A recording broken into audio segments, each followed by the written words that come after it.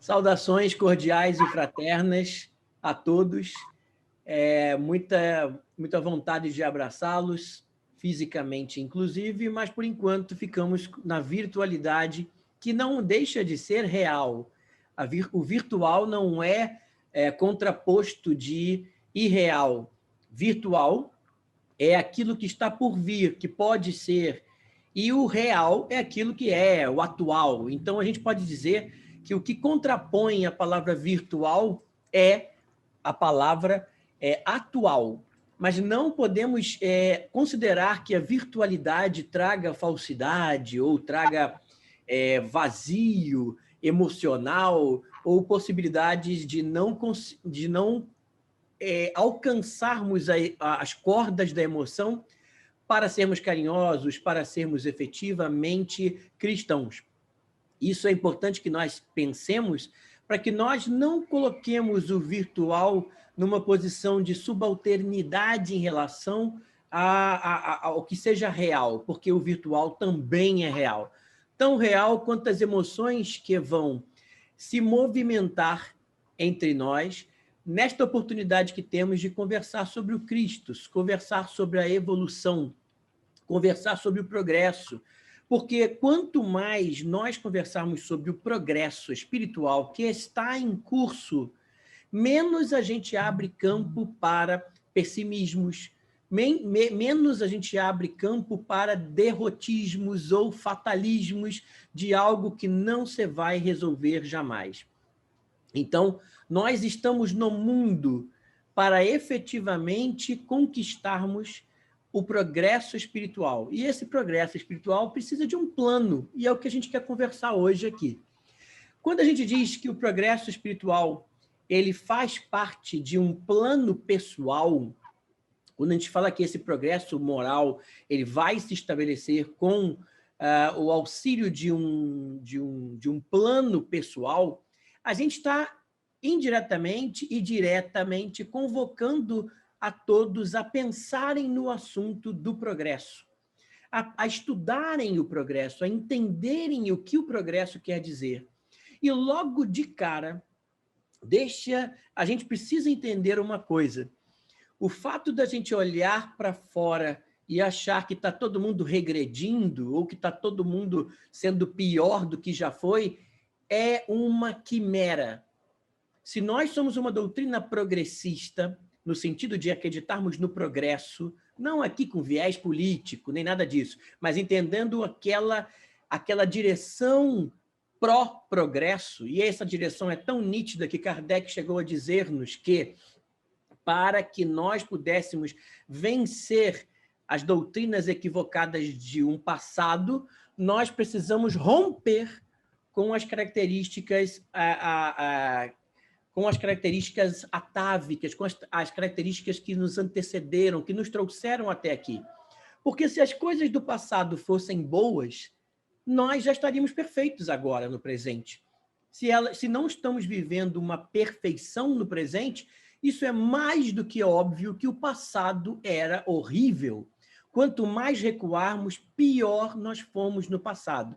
Então, quando a gente olha para a sociedade, principalmente, e começamos a questioná-la, julgá-la, e começamos a pensar, nossa, está tudo horrível, que tempo difícil, eu detesto essa frase, ai, que tempos difíceis, já pararam para pensar na história quantos piores tempos nós tivemos do que esse? Você quer comparar o que hoje em dia com a Inquisição? Você quer comparar o que hoje em dia com as guerras ditas santas?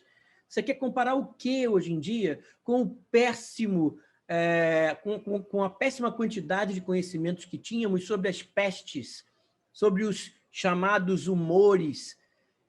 Ou seja, você até hoje viaja a instâncias europeias, a instâncias do velho mundo, e você vai encontrar nas visitas guiadas a determinados pontos turísticos locais de tortura, locais onde os reis usavam para isso e para aquilo. E isso nos faz lembrar, efetivamente, o filósofo Etienne de la Boétie, que dizia-nos que o homem tinha um acordo, o homem e a mulher, né, a humanidade tinham um acordo de servidão voluntária, que perdura até hoje. Muitos de nós, para não termos o enfrentamento com aquilo que vai fazer o progresso acontecer, preferimos deixar como está, aceitar como está mesmo, calar-nos diante de um debate, e assim, muitos se travestem, inclusive, de religiosidade para garantirem o direito ao comodismo,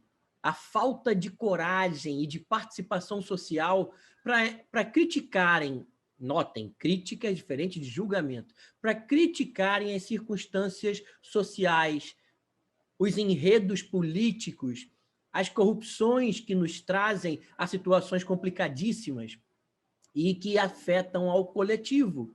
Então, ser cristão não é ser apático diante de circunstâncias calamitosas. Ser cristão é aquele que vai se posicionar com o Cristo de maneira equilibrada, sem paixonites por extremos, porque isso não serve de nada, e vai se posicionar, vai dizer, isso aqui não é certo, isso aqui poderia ser certo se assim fosse. Ou seja, travestir a fé com ferramentas amedrontadas e covardes de falta de participação social não promove progresso. Até porque Jesus questionou, Jesus trouxe apontamentos, inclusive para os saduceus, para os fariseus, até para os romanos, e isso não fez com que ele precisasse odiar a quem ele tinha contrariedades. Mas essas contrariedades promovem choques importantes para que nós cheguemos a uma síntese. Então, queremos dizer com tudo isso que é preciso que nós tracemos um plano pessoal de evolução, independente da velocidade com que venha a evoluir os nossos companheiros de outros momentos, de outros instantes evolutivos. Eu não posso exigir que todos sigam a posição da doutrina espírita sobre um determinado assunto, porque eu vou ler na questão 100 de O Livro dos Espíritos que nós temos espíritos em diversas rumagens evolutivas e boa parte deles, a maioria esmagadora, e nesse caso esse esmagadora faz sentido ser usado, a maioria esmagadora dos espíritos que estamos reencarnados na Terra, somos espíritos imperfeitos. A Terra não é um local de espíritos perfeitos. Então, quem já está evoluindo demais, o que acontece é que esse pessoal é minoria da minoria da minoria da minoria. Isso não faz da Terra um lugar horrível, mas a Terra é um local de aprendizado para nós, espíritos que ainda somos imperfeitos. E dentro da imperfeição nós vamos encontrar espíritos pseudo-sábios, os próprios espíritos imperfeitos, os espíritos sedutores, ligados às emoções, às sensações mais imediatas e vis. Nós vamos encontrar espíritos neutros. Então, dentro desta categoria de espíritos que polula a Terra aqui e acolá, nós temos aqueles que estamos nas primeiras instâncias evolutivas, nos primeiros degraus evolutivos, no reino nominal, pelo menos. Então, não há de se ficar tão ansioso exigindo uma perfeição externa se nós ainda não conseguimos tracejar todo o nosso plano de evolução individual.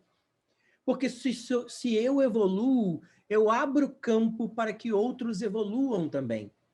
Se eu não evoluo tanto assim, eu atrapalho o progresso de outras pessoas, principalmente no campo da paciência, né? Porque se eu não progrido, eu tenho que exigir uma paciência do meu próximo, porque eu faço postagens esquisitas, porque eu faço palavras esquisitas, porque eu boto alto músicas esquisitas, porque eu me beneficio com cartazes esquisitos de personagens que algumas pessoas podem não gostar e outros gostam, mas o fato é que estamos desenvolvendo e engatinhando no progresso moral, começando pela palavrinha mágica que é respeito. E o respeito ainda está muito difícil de se desenvolver. Mas antes da gente conseguir entender um plano geral de evolução, a gente tem que entender alguns aspectos do progresso por nós Começando por esse trabalho pessoal, individual, até para a gente saber que é tão difícil a gente largar os vícios, que na verdade são miragens, que fingem ser aquilo que nós realmente precisamos, mas de necessário não tem nada, praticamente nenhum vício nos é necessário. Ele se torna grave depois de instalado. E aí, infelizmente, alguns viciados têm dificuldade de desinstalar esses vírus, esses vícios, sem terem que arrancar o coração de dentro de si. E Jesus já dizia isso quando ele nos alertava que se os nossos olhos nos causam escândalos, nós temos que arrancá-los de nós e jogá-los para longe. E ele dizia algo como, é melhor a gente entrar no reino dos céus cego do que ficar enxergando maravilhosamente bem, mas irmos direto para o inferno. Ele dizia coisa parecida. Eu fiz uma adaptação aqui para ficar mais de fácil digestão. Mas a questão é que muitas vezes nós nos viciamos com comportamentos, nos viciamos com posturas ideológicas ou sentimentais, reações sentimentais, e que para nós nos liberarmos desses vícios que não nos são necessários para a evolução, eles são, na verdade, atravancadores da evolução, do progresso, nós vamos ter que arrancar de nós. E é essa imagem metafórica mesmo, arrancar de nós. Não é um processo sem dor, mas pode ser um processo sem sofrimento. Eu me lembro que um irmão nosso fazia um trabalho de visita ao Canyon, ao Grand Canyon. Ele entrava por uns pedacinhos de túneis feitos de pedra. Em determinado momento, ele andava em lugar bastante apertado e uma das pedras caiu-lhe no braço, no antebraço, impedindo que ele saísse ou continuasse a marcha. E ele não tinha posição para levantar a pedra. E, nesse instante, ele disse que, com muita alegria, ele conseguiu um material cortante e cortou aquele pedaço que estava preso do corpo. E, ao cortar, ele continuou feliz da vida, embora o sangramento e a dor, ele continuou feliz da vida, sua encarnação. Então, é o que nós estamos tentando mostrar, a força da imagem que nós queremos mostrar é exatamente essa. Tem vezes que a gente vai ter que arrancar o antebraço para continuar, para não ficarmos mais agarrados aos vícios. E esse é o primeiro processo. Mas, para a gente entender melhor o progresso, vamos entender o progresso do ponto de vista doutrinário. Vamos pegar a fundo alguns posicionamentos do Livro dos Espíritos a respeito do progresso.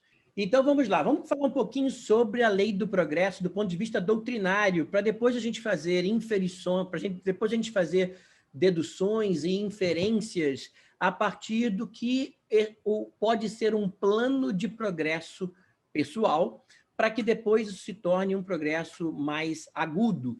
E as primeiras características da lei do progresso que a gente precisa lembrar primeira, a seguinte: ela é uma lei da natureza.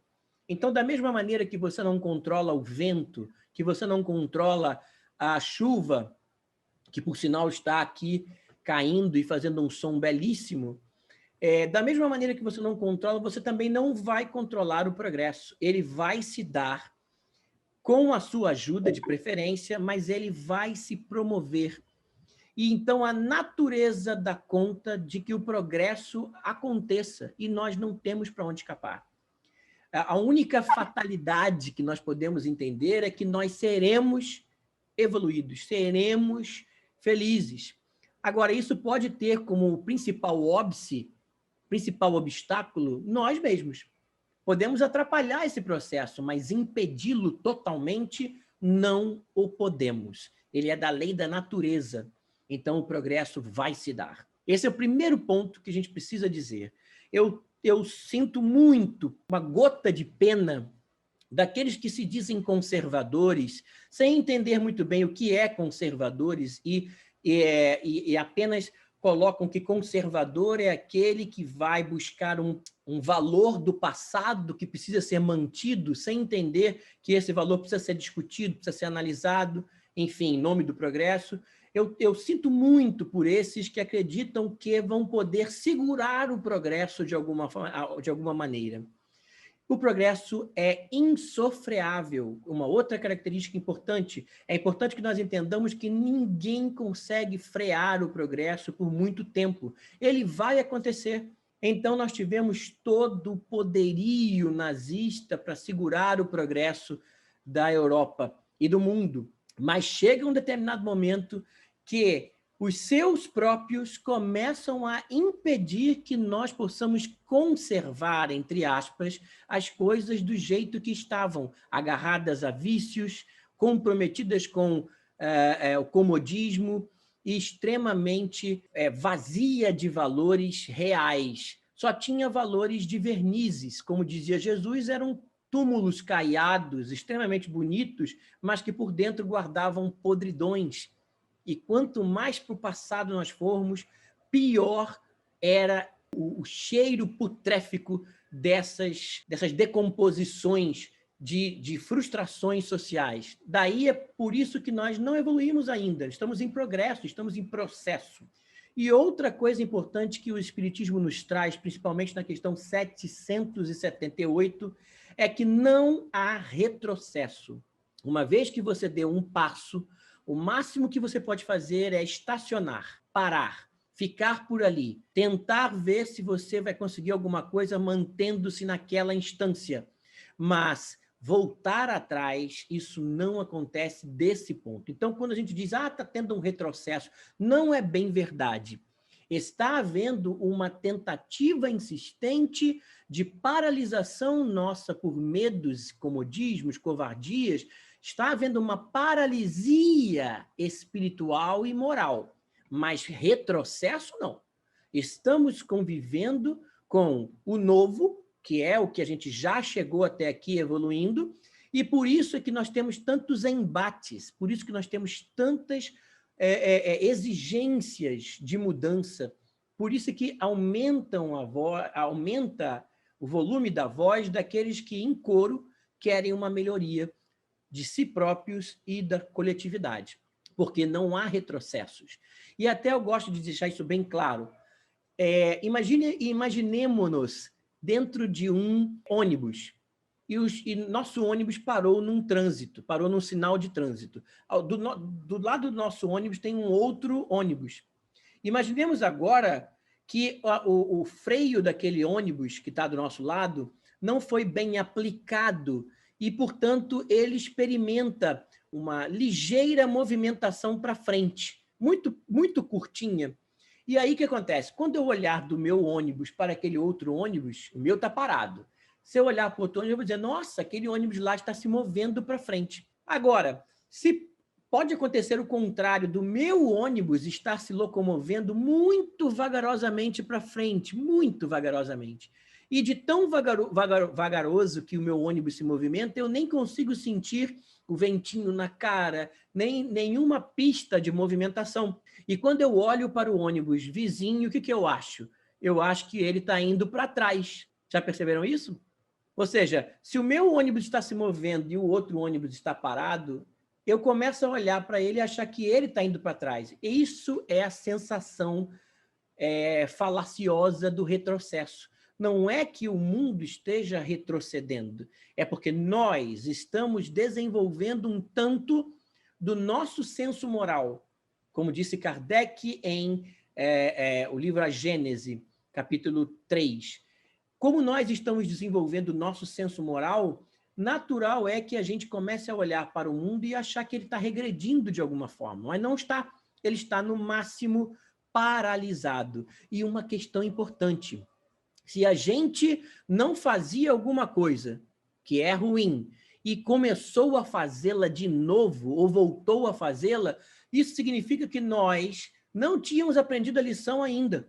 Então, se nós tivemos uma recaída, era sinal de que nós não tínhamos dado esse passo ainda. Nós estamos em processo. Então, se você que estava tentando evitar falar palavrão, de repente soltou aqueles mais tensos, não é que você já tinha vencido o hábito de usar palavras de baixo de baixo calão. Não, você não tinha vencido ainda. Você apenas estava amortecendo as manifestações daquilo por alguma circunstância. Por exemplo, algumas pessoas dizem, perdi a paciência. Não se perde virtudes. Não aguentou e explodiu, isso é sinal de que você não tinha desenvolvido a paciência integralmente ainda. Você está em processo.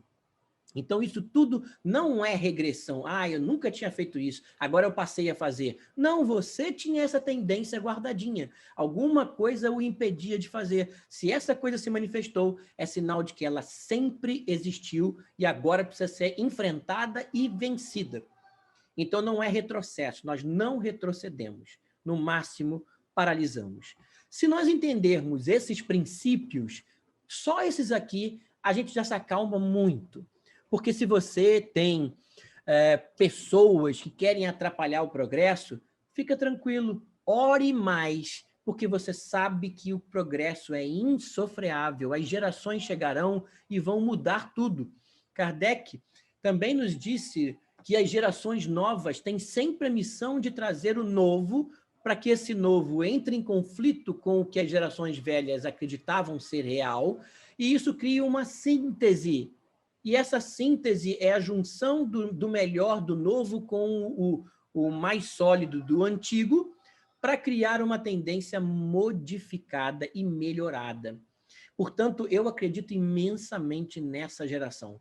Eu não ouso levantar condenações a essa geração. Mas eles são muito... Não, eu não condeno. Inclusive, eu dou aula para eles, eu convivo com eles e sei fortemente das virtudes que eles estão desenvolvendo com muito mais acento do que eu, às vezes, posso, porque já é apegado a determinados valores, tenho uma preguicinha de acelerar o meu progresso, particularmente falando, e adoro observar o deles, para que eles realmente estão chegando lá. Tem defeitos? Claro que tem.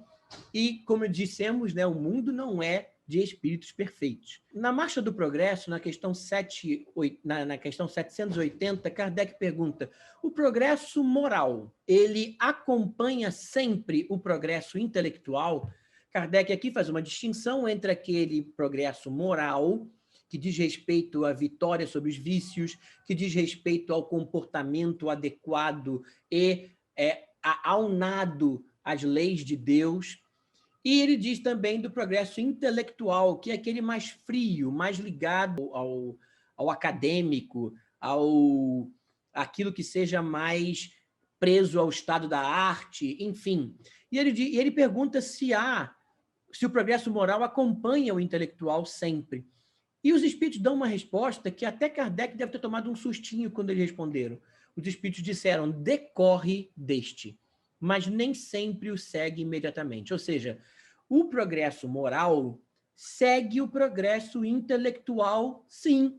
Você primeiro conhece, você primeiro instrui-se, você primeiro recebe informações e com essas informações você cria novas possibilidades. Depois disso, uma das possibilidades que se anuncia é agir da melhor maneira e começa a mudar o padrão ético e moral. Aliás, primeiro a gente muda o moral, que é mais íntimo, que é mais nosso, é mais pessoal, e esse moral vai se enchendo de coagulações, porque as pessoas que têm um ideal de melhoria se coagula com outra pessoa que tem o mesmo princípio, e assim essas sintonias, pela lei da afinidade, vão criando um organismo cada vez melhor.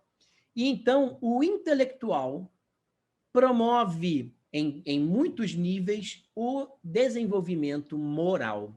As ciências nos deram oportunidades incríveis nesta pandemia, porque elas se aceleraram, coisas que antigamente não se tinha vontade política para apressar em termos de desenvolvimento e, sobretudo, em termos de troca entre laboratórios, porque cada um queria lucrar mais do que o outro, principalmente nos anos 80 e 70 e 60 e 50, onde a coisa era horrível. As empresas chegavam a dizer que toda empresa tem um esqueleto no armário, porque elas sabiam fazer coisas complicadíssimas. E hoje, se você for observar, as empresas têm compliance, que são estruturas que cuidam da ética empresarial. Também temos, hoje em dia, o branding, que é o esforço de gestão de marcas, e as marcas estão cada vez mais se desassociando daquelas pessoas que, infelizmente, assumem posturas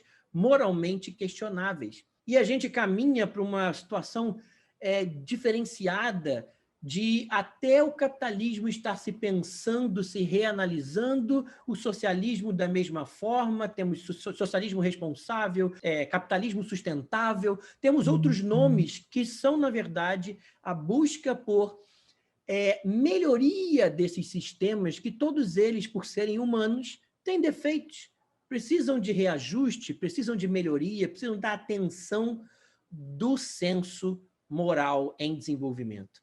Então, a inteligência, sim, ela consegue promover a razão em tais níveis que a gente começa a falar, gente, abusamos, hein? Chegamos num ponto que não dá.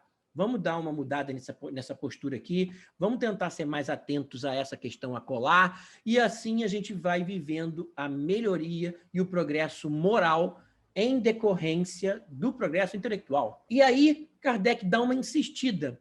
Como pode o progresso intelectual desenvolver, engendrar, montar o progresso moral? Ele ficou meio confuso com essa questão. E os espíritos responderam, fazendo compreensíveis o bem e o mal. Porque a gente começa a avaliar as consequências daquilo que a gente começa a categorizar como bem social, bem moral, bem comportamental, e as consequências daquilo que a gente começa a classificar como mal. E fazendo compreensíveis essas consequências, a gente começa a medir melhor o que deveríamos ou não deveríamos fazer. Continuam os espíritos. A humanidade, desde então, pode escolher, se a gente já começa a entender esses processos. O desenvolvimento do livre-arbítrio acompanha o da inteligência e aumenta a responsabilidade dos atos. Então, é como uma criança que ainda não está capacitada intelectualmente de uma série de equipamentos que a fariam tomar as melhores decisões. Então, é preciso que um tutor, é preciso que um pai controle-a e dê a ela limites bem marcados. A criança, geralmente, não tem livre-arbítrio, nesse sentido mais amplo do termo. Então, quando essa criança vai amadurecendo, vai aprendendo, vai desenvolvendo-se intelectualmente, ela vai ficando capacitada de, pelo menos, fazer as besteiras que ela quer fazer de uma maneira consciente. Ela, pelo menos, já sabe que está fazendo besteira. Depois, ela ajeita isso com a consciência dela. Mas o importante é entendermos que o intelectual puxa, ou melhor, pode puxar o moral.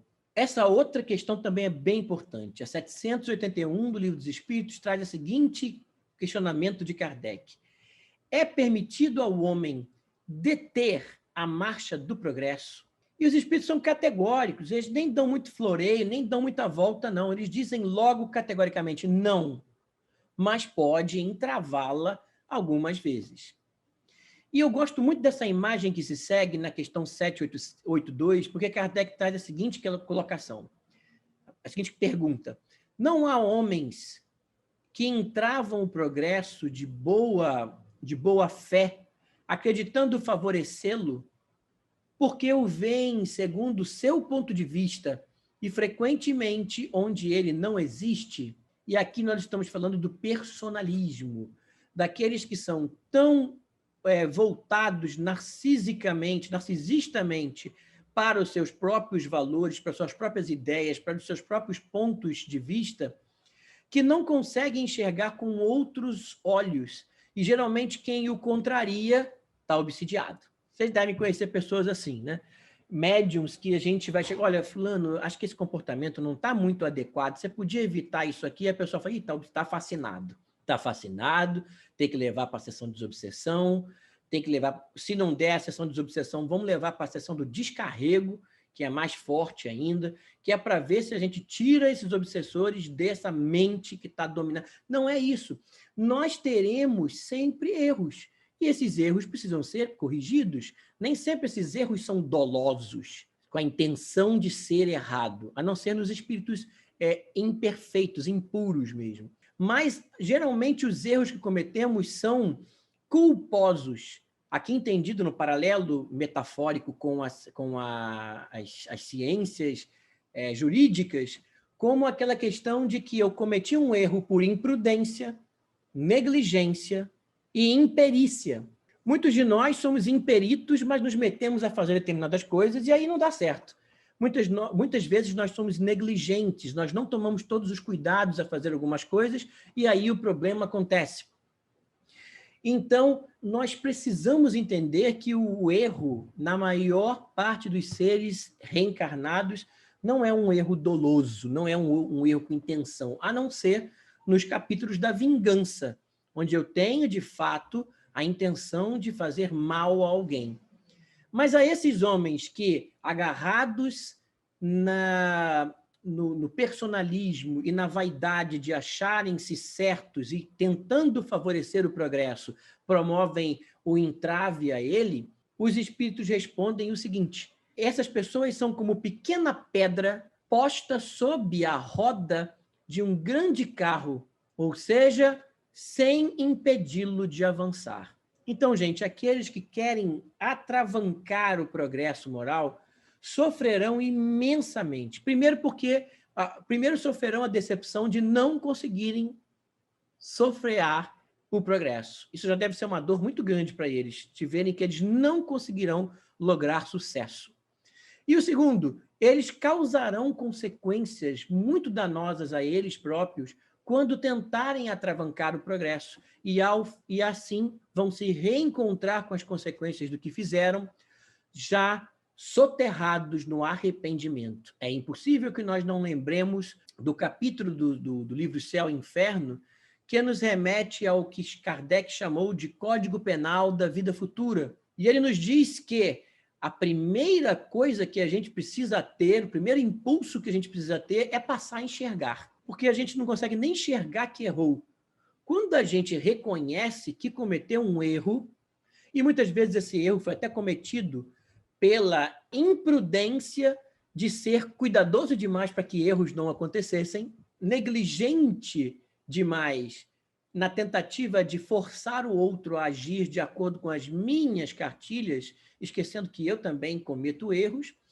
Então, todos esses serão devidamente, presenciarão o momento em que eles vão olhar para trás e dizer: nossa, eu errei.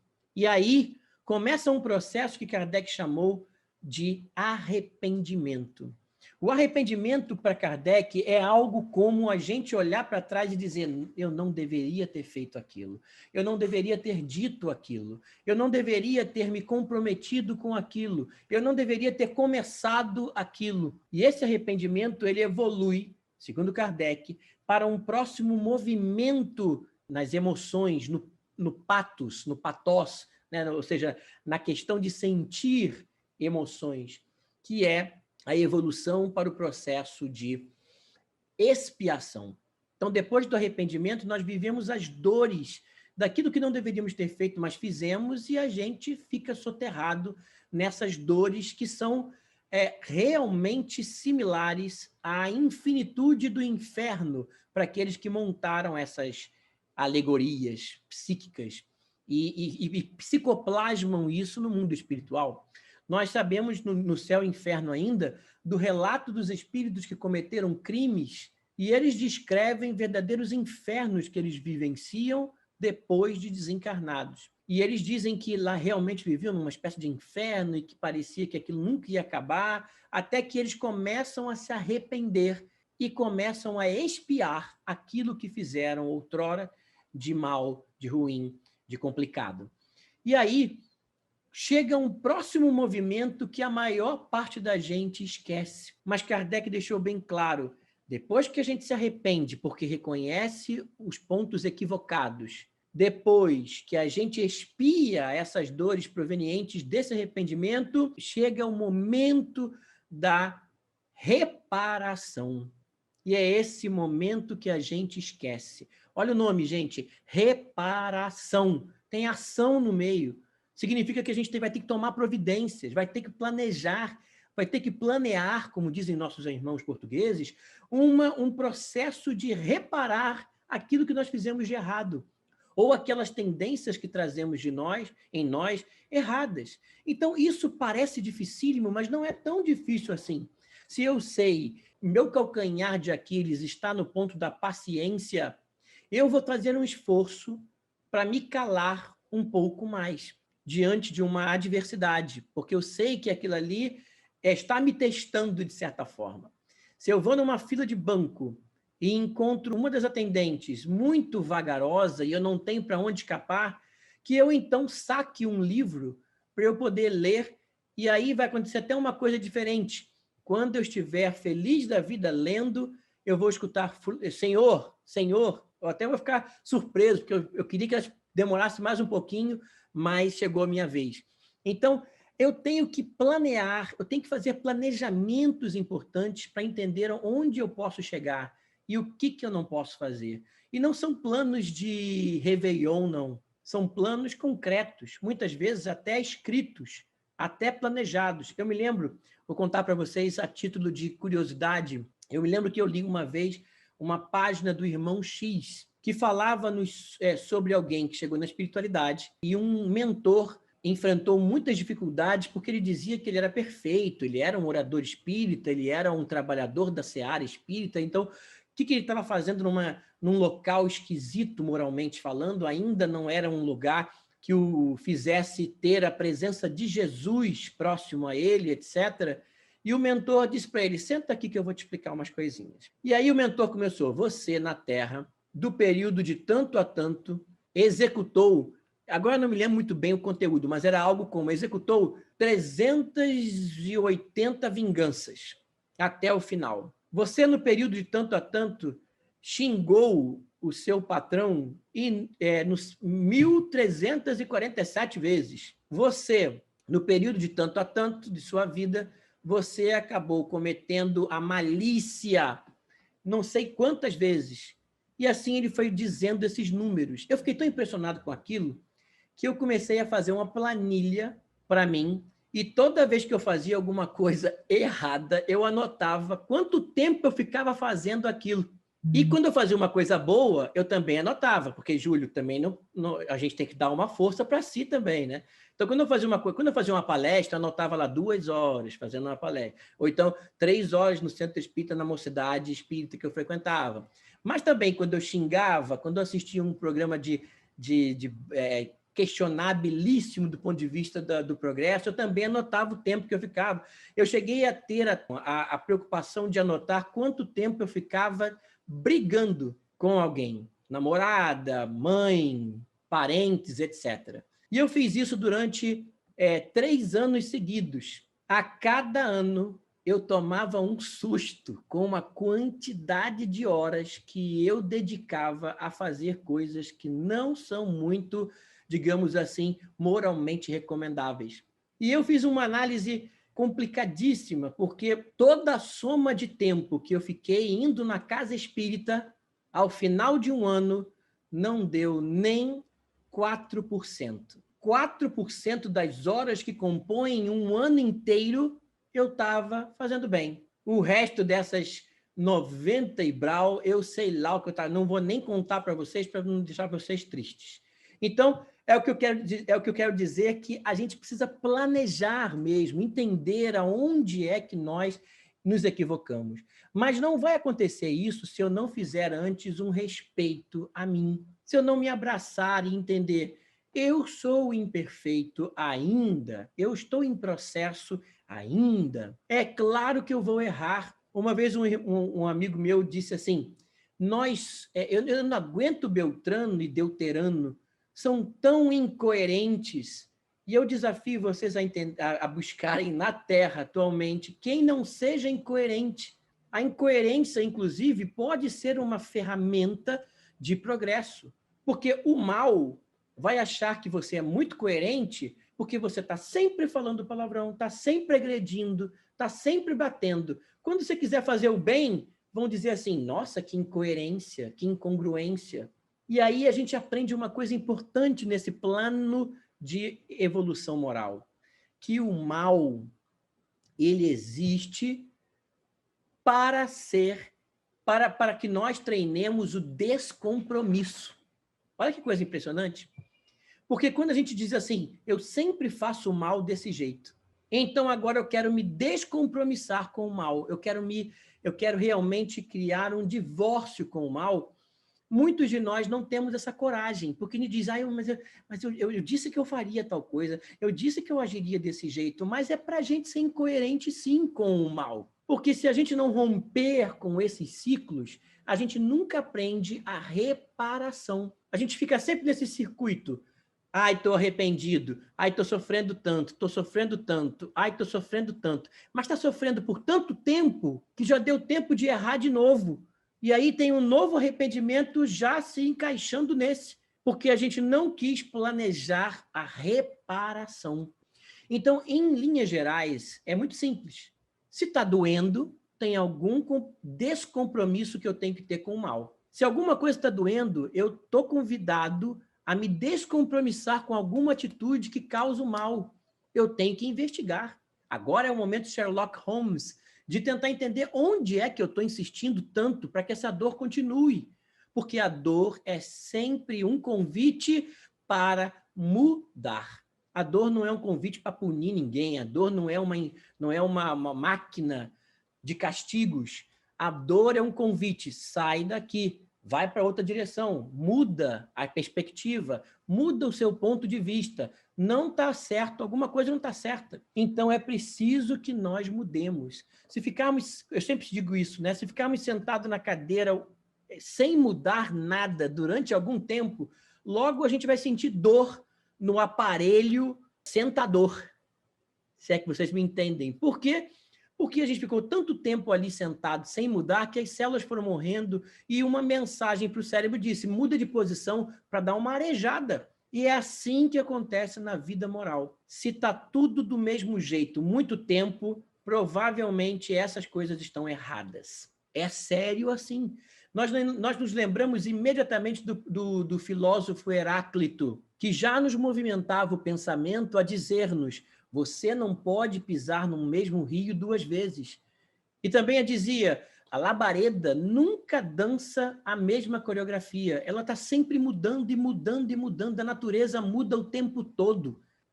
Triste é aquele que uma vez me disse, a natureza é certinha, é X para a mulher, XY para o homem. Ora, vai estudar biologia para você saber que existe trissomia. Existem até os supermachos, que são XYY.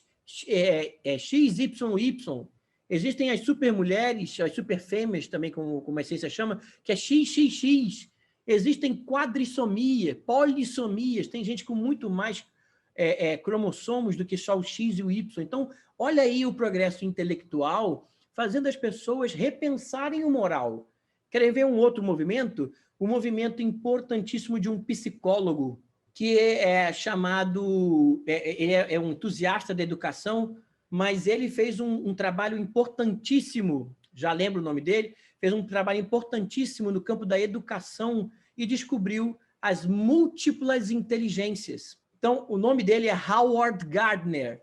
E o Howard Gardner, ele estudou, gente, não tem gente burra, não, tem gente com deficiência num tipo de inteligência, mas na outra ele tira realmente uma grande onda, praticamente um tsunami. Por exemplo, eu tenho uma péssima inteligência natural, conforme os estudiosos que deram sequência ao estudo de Howard Gardner.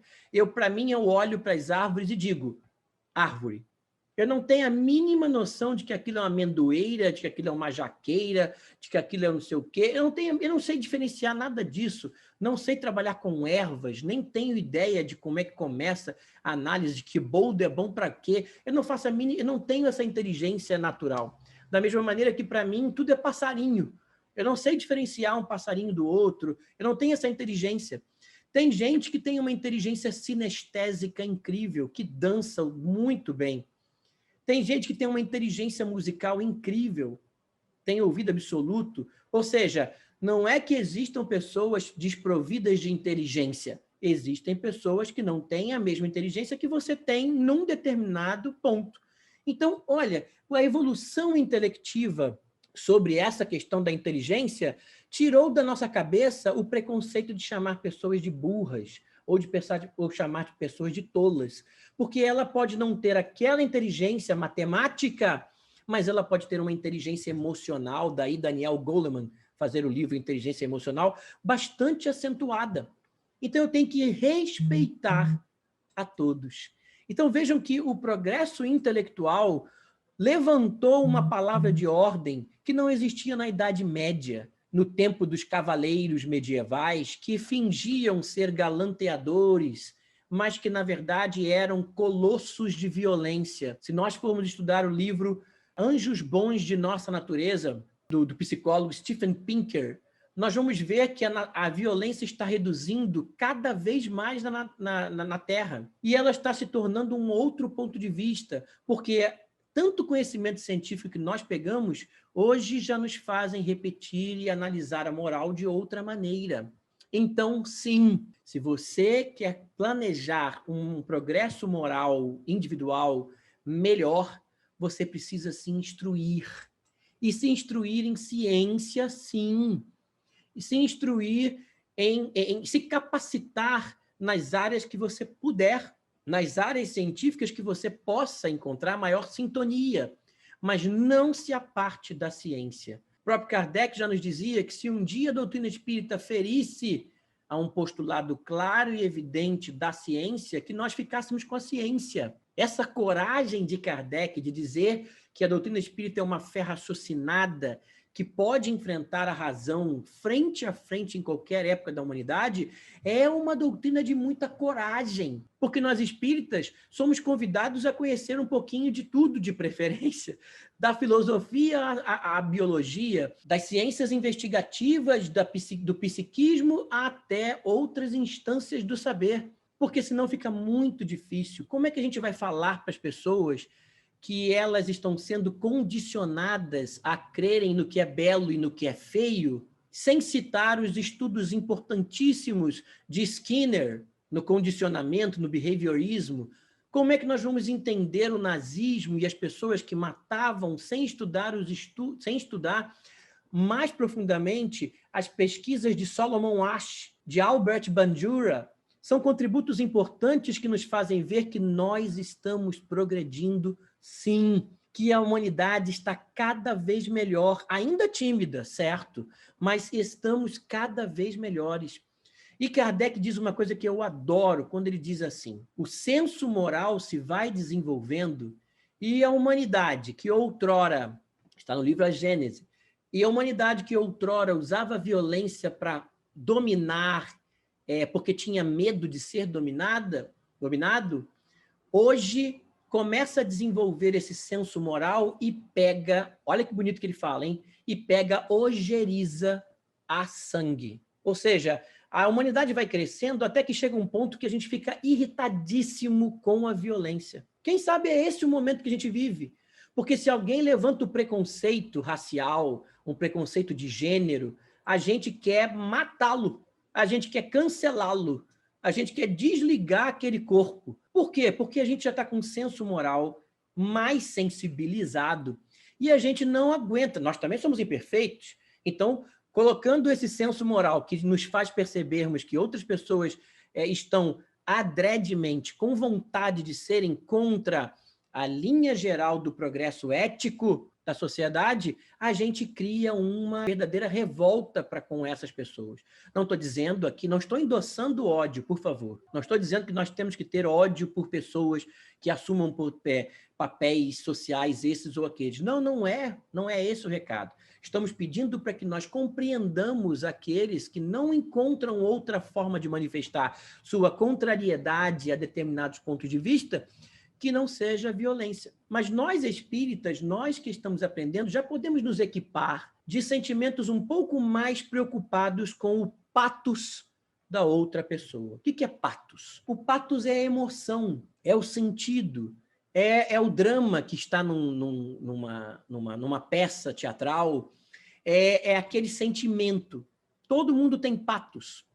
Então, quando eu tenho antipatia, o prefixo patos está aí, significa que eu tenho vontade de ser contra aquilo que você sente. Mas olha, o que você sente é o que você sente. Eu não posso criar um choque direto com o que você sente. Eu posso tentar compreender o que você sente, respeitar ou pedir para que você desmobilize aquele sentimento quando lhe for possível, para que não causar males piores. Mas eu não posso ser antipático o tempo todo dizendo, não sente não, não é isso não, você não pode ser assim, não, calma, a antipatia é muito grave.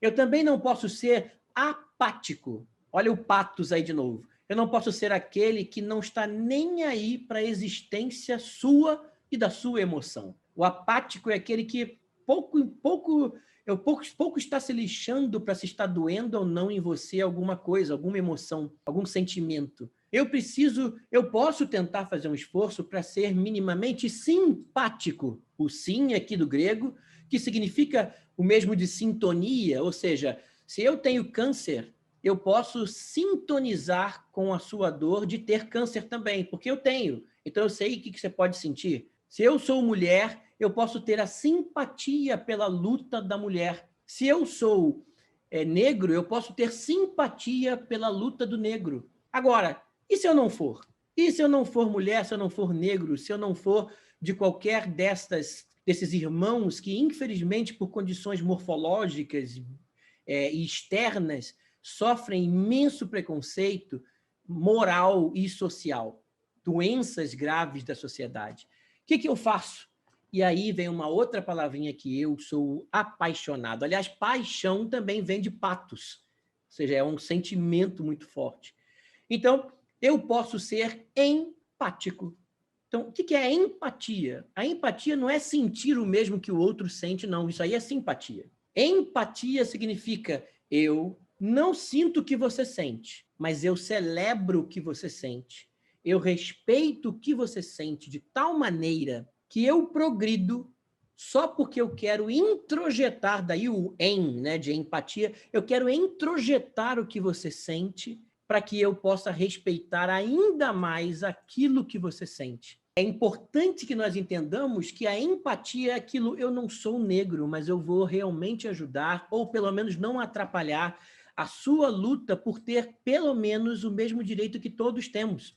Eu não sou mulher, mas eu vou fazer o mesmo, sem te atrapalhar, ou tentando atrapalhar menos. Enfim, empatia. Sem a empatia, uma mulher que não esteja grávida ou um homem jamais vão tentar entender ou respeitar os sentimentos daquela mulher que está grávida. Então, é importante que nós desenvolvamos a empatia.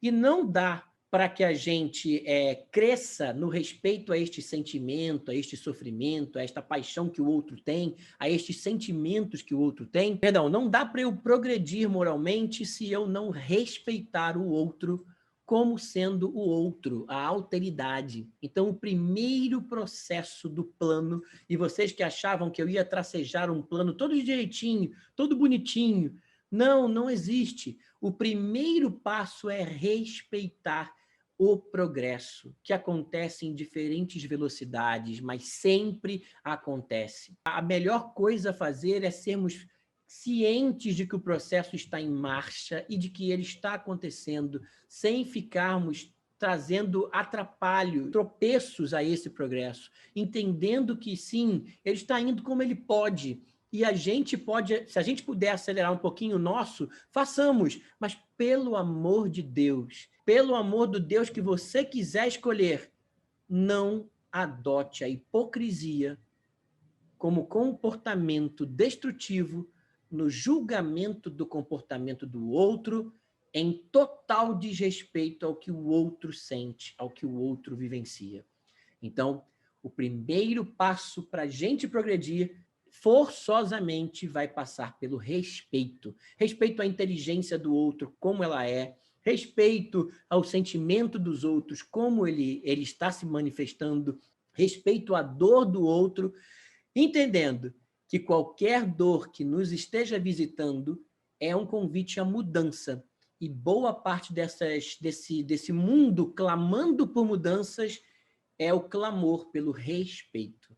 A gente precisa entender o próximo, pegar os sentimentos dele e tratar com mais empatia, para que a gente possa ter um mundo progredindo em coletividade e não mais cada um tentando se isolar numa montanha eremita que é, tentando achar que vai resolver os seus problemas, se fechando em bolhas sociais, em condomínios altamente cheios de aparatos de segurança e câmeras.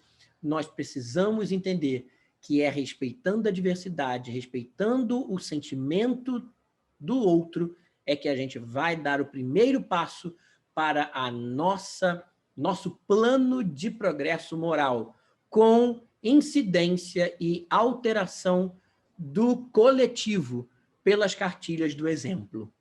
Muito obrigado a todos. Uma pergunta aqui que é a seguinte: a intolerância pode ser medo de lidar com as sombras pessoais? O tempo todo. Joana vai nos dizer que nós, ao lidarmos com o próximo, vamos encontrar verdadeiros espelhos daquilo que está apodrecido em nós e que ecoa no reflexo que o outro faz com as atitudes dele. A gente acha mais fácil condenar e criar uma verdadeira ojeriza em formação reativa, que é uma das fugas egóicas que Freud e Ana Freud estudaram tanto. A gente se aliena em condenar o outro para não termos que olhar para dentro de nós e nos avaliarmos como aqueles que repetimos os mesmos atos que condenamos nos outros. Então, sim, o outro é muitas vezes um espelho de nós. E ao ser um espelho de nós, que tipo de reflexo estamos enxergando? E quando nós enxergamos os piores reflexos, nós, a partir desse ponto, começamos a desenvolver o ódio e a intolerância.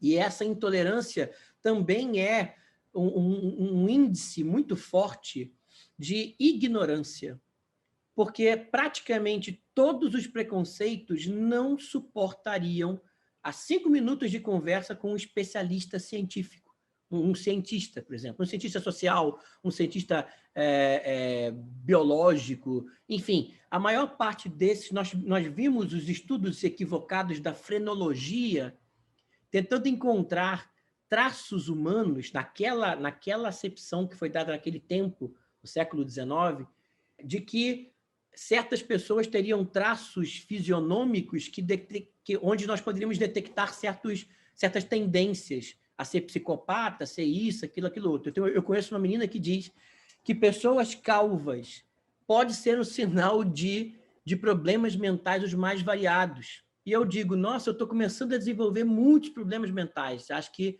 mais uns 10 anos aí eu vou estar muito problemático.